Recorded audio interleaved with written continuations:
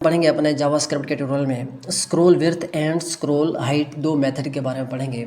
ये जो मेथड है इनको हम कहाँ पर यूज़ करते हैं, क्यों यूज़ करते हैं, किस तरीके से यूज़ करते हैं, ये हम देखेंगे।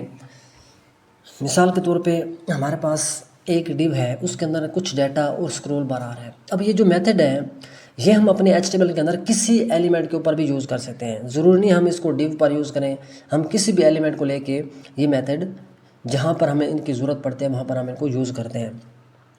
अब जो डाटा है जैसे हम इसके अंदर मज़ीद इजाफा करते हैं तो वो जो डाटा होता है वो बढ़ जाता है, वो डिव से बाहर आ जाता है। अब वहाँ पर हमें प्रॉपर्टी की जो ज़रूरत पड़ती है ओवरफ्लो, यानी कि ओवरफ्लो ऑटो लगाने से क्या होता है, ये जो डाटा है ये उस डिव के अंदर कवर हो जाता है, हमें स्क्रॉल बार मिल जाता है। अब स्क्रॉल बार के अंदर जो डाटा आ रहा है वो कितना है हम उसको चेक करना चाहते हैं। हमने स्क्रॉल बार लगाया, ओवरफ्लो ऑटो प्रॉपर्टी लगा के हमारे पास स्क्रॉल बार मिला। अब जो डाटे को हम यानी कि स्क्रॉल बार के ज़रिए जो डाटा हम स्क्रॉल कर रहे हैं उसकी लेंथ चेक करना चाहते हैं, यानी कि इसकी टोटल हाइट कितनी है, इसकी टोटल विड्थ जो है वो कितनी है, वो हम चेक कर सकते हैं scroll height and scroll width method के ज़रिए।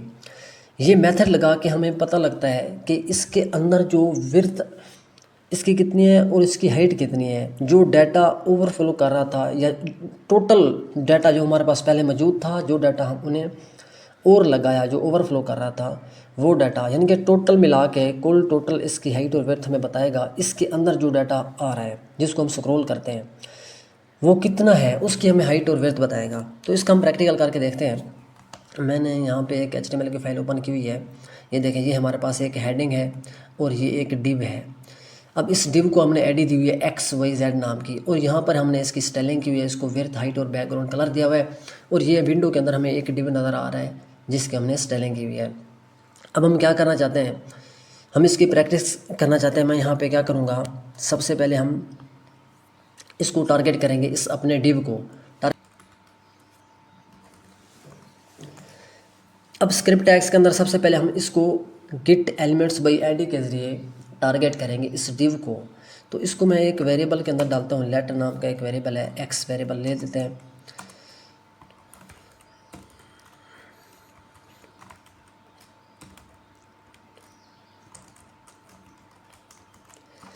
ID का नाम है XYZ।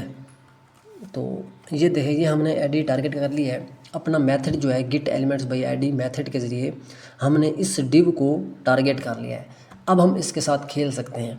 तो सबसे पहले हम क्या करते हैं, अपने मेथड लगाते हैं।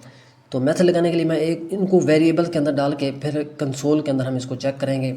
मैं एक वेरिएबल वेर नामक एक वेरिएबल लेता हूँ वही नाम का, उसके अंदर हम यानी कि हम X हमने मेथड X वेरिएबल के अंदर ये मेथड लगाया हुआ है, इसको टारगेट किया है। तो X लिखूँगा, X डॉट जो मेथड है स्क्रॉल विड्थ वो लिखूँगा। यहाँ पे हम विड्थ का जो W है वो कैपिटल में लिखेंगे। तो इस तरीके से हम एक और वेरिएबल ले लेते हैं Z नाम का। यहाँ पे हम क्या करते हैं, X डॉट स्क्रॉल हाइट। अब हमारे पास दो मेथड हमने यहाँ पे टारगेट कर लिए हैं, स्क्रॉल विड्थ और स्क्रॉल हाइट। तो इनको सब कंसोल के अंदर प्रिंट करके देखते हैं। यहाँ पे क्या करेंगे, कंसोल डॉट लिखेंगे। यहाँ पर हम कुछ मैसेज शो करना चाहते हैं, तो यानी कि स्क्रॉल विड्थ हम चेक करेंगे। तो यहाँ पे लिखेंगे स्क्रॉल विड्थ कितनी, यहाँ पे इज इक्वल टू का साइन लगाएंगे। फिर हम कॉन्कैटिनेशन का साइन लगा के अपना वेरिएबल लिखेंगे, वही नाम का जो वेरिएबल है, यानी कि यहाँ पे हम वही नाम का वेरिएबल लगाएंगे। इसको कॉपी करेंगे,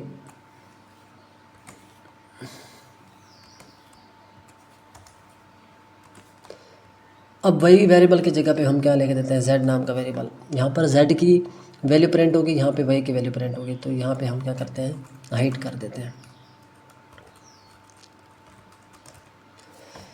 यानी कि स्क्रॉल विड्थ के अंदर क्या आएगा, हमारी वेरिएबल Y जो है उसके अंदर स्क्रॉल विड्थ आएगी, और Z के अंदर स्क्रॉल हाइट हम चेक करेंगे कि इसकी जो डिव है इसकी हाइट और विड्थ कितनी है।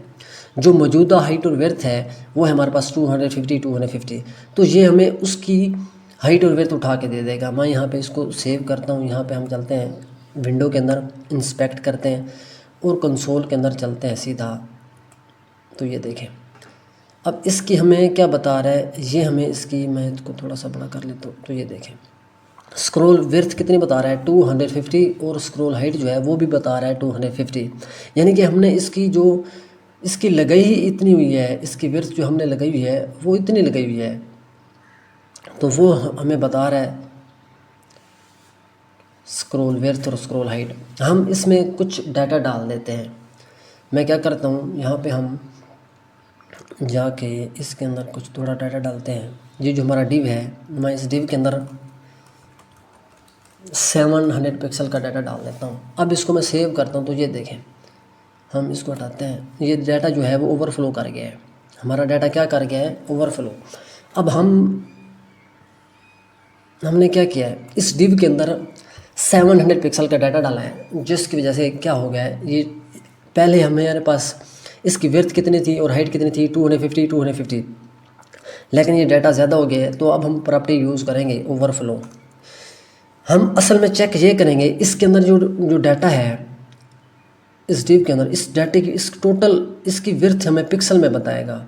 ठीक है, हम इसको इसके अंदर लगाते हैं ओवरफ्लो करके।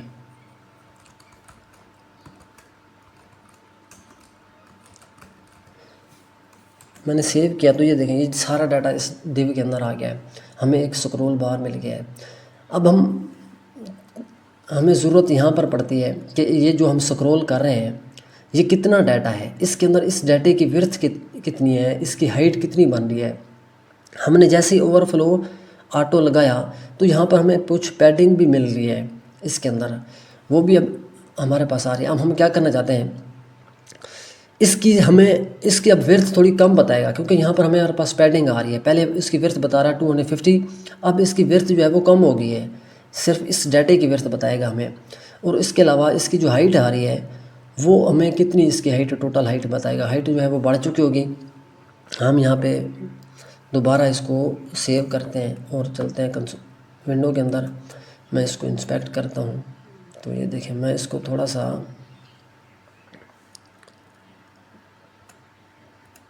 ये देखें, ये हमारे पास क्या आ रहा है, इसकी जो विड्थ है वो 238 बता रहा है, क्योंकि यहाँ पर हमें पैडिंग मिली है।